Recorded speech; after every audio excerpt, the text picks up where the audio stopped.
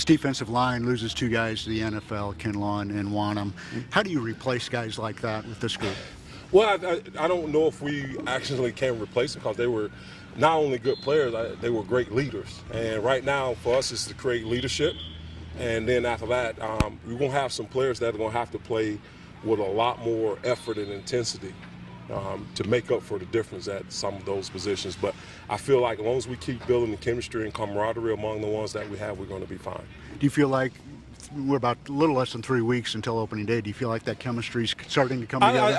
I think so. After this past scrimmage, you know, the biggest thing is making strides and effort and playing with intensity to play in the SEC game.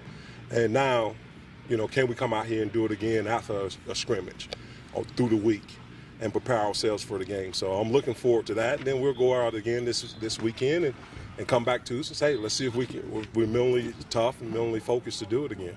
There's been a lot of talk this fall about the improvement of Jabari Ellis. Just what have you seen from him? I think for Jabari, what I love about Jabari is that he wants to compete, he wants to learn, and I think he likes. I like him, he likes me. I think we kind of have a little bit of chemistry just the way I approach the game and the way he approaches. And I think he really wants to be not just a good football player. He wants to be a good person, and he wants to also have a leadership role on this team. So those are things I talk about, and those are things he talk about with me. And I think that's why he's having success now. Kyra Thomas is a guy who, quite frankly, we didn't expect to be back this year. Right. He had a senior season last year, obviously cut short with an injury. Mm-hmm. What have you seen out of him so far, and as you take on that leadership? Yeah, well, definitely. You know, what I like about him, he's going to voice his opinion, and I love it. And the deal is, he's a hard worker. He's a very caring young man, and for him, is improving his game every day. He's coming off an injury, and what I've enjoyed is just the way he's approached practice every day, mentally, and also helping with the leadership with a lot of the young guys.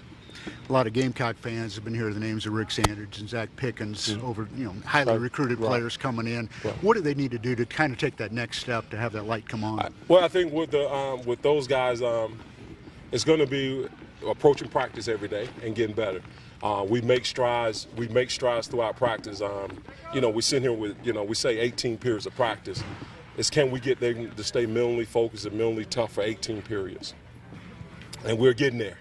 I mean, every day we pull teeth, the next day we don't have to pull any teeth with them. So that's part of football, but I like the growth that we're having with them. Let's go to the outside. Aaron Sterling was kind of beneficiary of having Wanham and Kinlaw around. What is it that makes him, he's a little bit undersized, but what makes him put up some numbers? Coach Peterson has a lot of dealings with Aaron, but just me being around Aaron and in the recruiting process, you talking about tough? Man, I mean, he's next to the word toughness. And that's what I love about Aaron, is just he's tough. And one thing, I mean, the guy could probably coach every position out here because he understands the game really well. He's a very sharp young man out here, and I have a lot of respect for Aaron. Obviously, a lot of interest in some of the younger guys, and just your thoughts on how some of them are coming along, whether they're ready or not this year. What can we expect down the road from some of these younger guys? I think with the way this thing is set up and the way this, what we're dealing with the COVID, anyone could show up at any time, and it's next man up right now. You never know what's going to happen. We don't know. So for us, in this league, our twos are just as important as the ones, and our threes are just as important as the twos. So that's what's important here, is that we keep developing our young players, because we don't know what's going to happen week to week. On a normal season, do you have a set number of guys that you like to be able to rotate in, that you feel comfortable, you trust, I guess, going into a game, and where are we at this year with right that now, number? They're going to all go. So, I mean, you would like to have a set number, but right now I can say they all going right now. They all going to have to play because we don't know. We don't know, and I think it's just for us preparing, for something could happen, and we got to be prepared. The next guy up. Last question, just again, developing that defensive line this year especially, how important is that to get through a 10-game season? Well, I think it's very important. I mean, the deal is getting through practice.